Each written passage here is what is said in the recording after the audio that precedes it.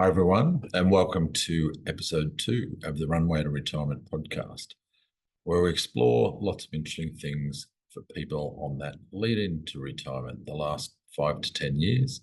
So, whether that's next year, whether that's 10 years away, or anything in between, we talk lots of topics to give you value about and ideas about how to get your retirement organised. My name is Rob McGregor.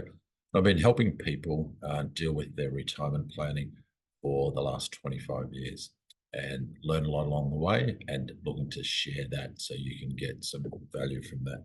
Let's dive in, but before we do, I just want to talk about everything here is general information. That just means while it's been prepared carefully and we think it's useful, you should make sure it's suitable for yourself by doing a couple of things. One is by making sure that you do your own research before you take any actions or get advice that's specific to your own circumstances. At this stage, I don't know you personally, and that means you shouldn't act on anything here without doing your own research or getting advice. Let's dive in. And today we want to talk about the 5 types of runways into retirement. So this is the 5 paths that people might take to lead into retirement.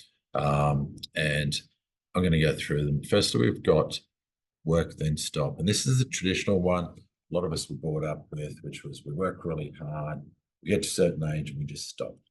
So that means working full time, and then we just stop.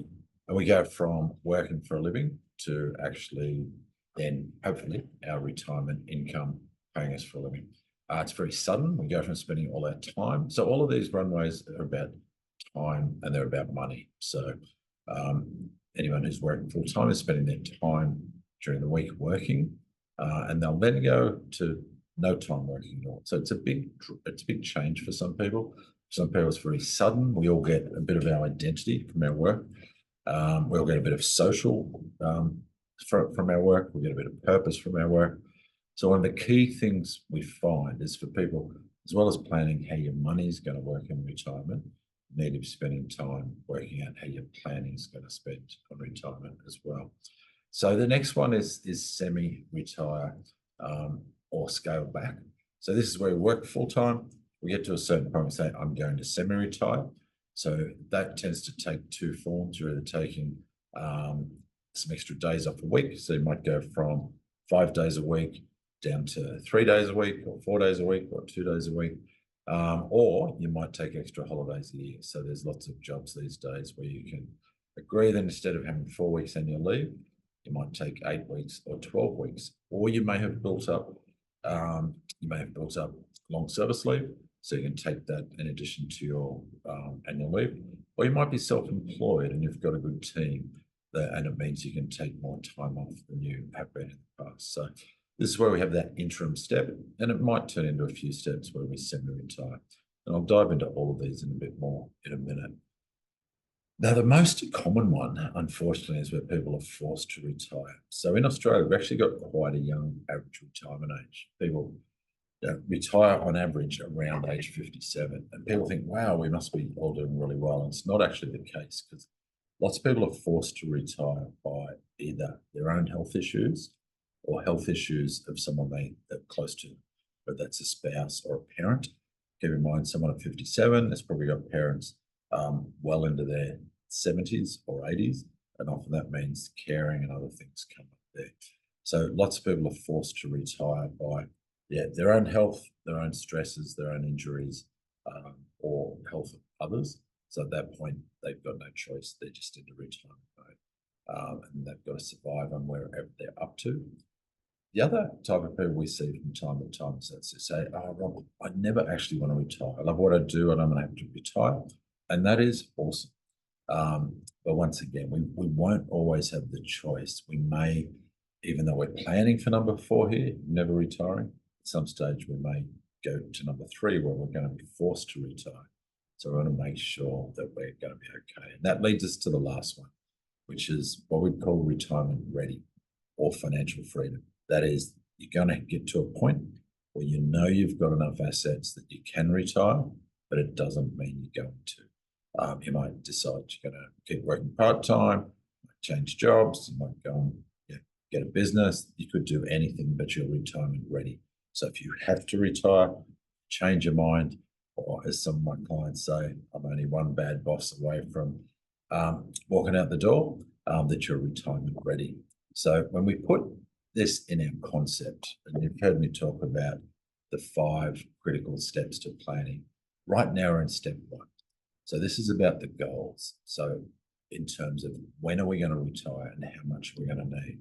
And let me talk about those first 2 a little bit here in terms of if we're working away and at the moment would life cost us, I'll just pick a number. And whenever I use numbers, don't hold yourself to this number or anyone else. We've found over the years that you need to work out what your number is. If you're spending $80,000 a year, that should be your target in retirement. You might take off some things that you're not going to be spending, particularly if you've been paying something like school fees or other things which will disappear. But then you've got to add on the nice things as well, extra travel, or just extra special things, helping kids, etc. So in terms of our retirement decision here about which runway we're going to plan for, it's definitely part of financial goals.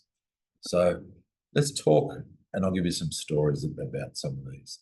So work then stop is the traditional. My grandfather was a country bank manager in New South Wales, did the usual, worked till he was 65 on his 65th birthday year. He finished work, got the gold watch, and went and played golf, and had a great retirement. But there was ever no thought of scaling back or doing anything there. And for some people, this is still a thing. For lots of people that work physically, whether they're tradies or other type of work, sometimes they just get tired and the body says, well, I want a plan to be able to stop work when I hit 55 or 60 or whatever the age is. So that is what most people think about as I'm going to retire when I get to a certain age, and I'm going to need enough money to get there.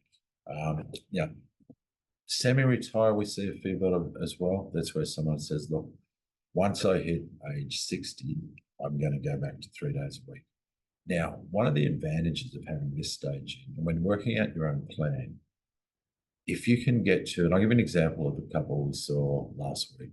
So at the moment, their cost of living's about 80,000 for their basic living, probably about another 20 if you add nice travel. So call it 100,000 is their cost of life. And at the moment, they're earning good money, working really, really hard. He's working in an industry that and he's just into his early 50s, and he's saying, Rob, this is a young person's game. I don't want to have to work when I'm 60 because I feel like I'm trying to hang on. So we come up with a plan, and that plan, and the plan is a circular process. We've got to work out what they're heading for in terms of how much they're going to get to in retirement, whether that's going to be enough. We do all that work, and we'll talk more about how we do that in other episodes and how you can do it in other episodes. But in this case, there was a distinct semi-retirement target. So this client, I call him Fred, not his real name. He said, he was 51. He said, I'd really like to know that I can stop work in about 5 years. Not stop work, but scale back. So he was earning 250,000. He was hustling. He was in a really good job. I won't say what industry, but and putting aside, just starting to plan ahead, just starting to get ahead. And we said, well, let's work through this. So we did some numbers, and we worked out that in 5 years' time, we could get him to a place where that if he'd have enough money to retire. And I said, if you got to that place in 6 or 7 years, would you actually stop work? And he said, no, I wouldn't stop work. But what I'd do is I'd just do something simple. I'd only work 3 days a week.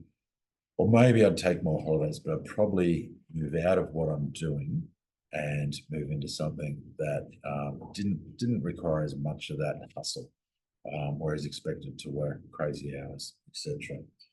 So the advantage of that in his case, so when they get to this point, if he then does a job, and we worked out between them at that point, if they were earning, and his partner in this case, she was a few years younger, quite happy working. She didn't want to stop working 5 years. She's probably happy to work another 10 years. We worked out if he scaled back, and instead of earning 250,000, if he only earned even 60,000, and she only earned 60,000 as well, they would actually have enough money to provide for their basic life. So at that point, they can leave their retirement nest egg still building up. They don't need to draw on it for another 4 or 5 years. So that's become their focus, their plan. So their initial goal is semi-retire in 4 to 5 years, and then have 4 to 5 years of working at a very modest level, extra holidays, and then work it out from there. And then you're effectively working as long as you like. But they want to be retirement ready. So that means, in case they're ever forced to retire, there's enough assets there. So I'll talk about the never retire, but I'll put that together with the retirement ready. Which is financial freedom. Now, the word retirement for some people love it, some people hate it. So retirement, to someone who goes, oh no, I never want to retire. And that's the never retire people. But everyone wants to be able to stop work, to have the choice. So it's about choice. And some people call it financial freedom. I don't mind what anyone calls it, as long as they're taking actions towards getting there, and doing enough so that they get to a point that's designated as financial freedom. So financial freedom just means you've got enough money coming in without having to go to work. So that's the ultimate goal.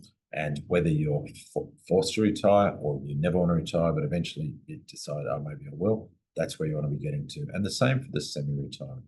You want to know, in this case for Fred and his partner, we knew that if he got to semi-retirement and spent 5 years in that semi-retired state, they would absolutely be at their full financial freedom. And then they're working for the fun of it or just for the choice of it. So when we put that together and we're talking about goals, those 5 runways that we talked about, work then stop, semi-retirement, forced to retire, never retire, and retirement ready, is really one of 2 goals. So when you're doing your planning, so when you're locking in your goals, you can either say, 1, my goal is to semi-retire by the age of, pick your age, and then be fully retired 5 years or 6 years after that, or whatever the numbers are for you. So initial goal, semi-retirement for some people, but other people it's just to be retirement ready in a certain year. So it might be, I want to be, let's say you're 58 at the moment, I want to be retirement ready when I'm 64 with 120,000 a year in spendable income, and that's my definition of financial freedom. So hopefully this has given you some insights into planning for retirement in terms of not necessarily having to just do the work till you stop. There's so many other factors that come into it as well. We're going to talk about lots of those as we go through our episodes. Before I wrap, before I sum all this up, if you're wondering where you can learn more, 1, keep tuning into the podcast.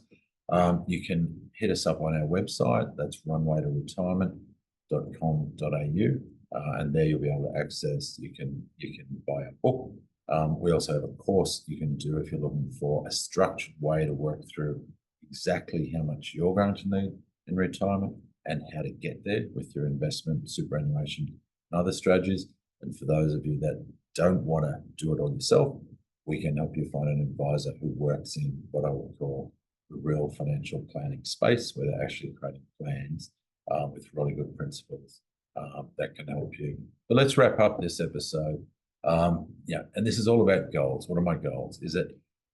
What's your runway? Is it semi-retirement? Is it retirement? Is it never retire, but I want to be retirement ready? And then we get to work on what's your numbers. How much will you need in income? Will it be 60,000? Will it be 80,000? Will it be 100,000? Whatever it is, there's never any judgment on that. It just is what it is to provide you with a nice life. And then based on that income, how much will you need in assets to produce that income for the rest of your life without worrying about running out? So I'm going to sign off. That's Rob McGregor signing off from this episode. And as always, feel free to share this with others. You can hit us up on our socials, and feel free to dive into that. Until we talk again, have an awesome day.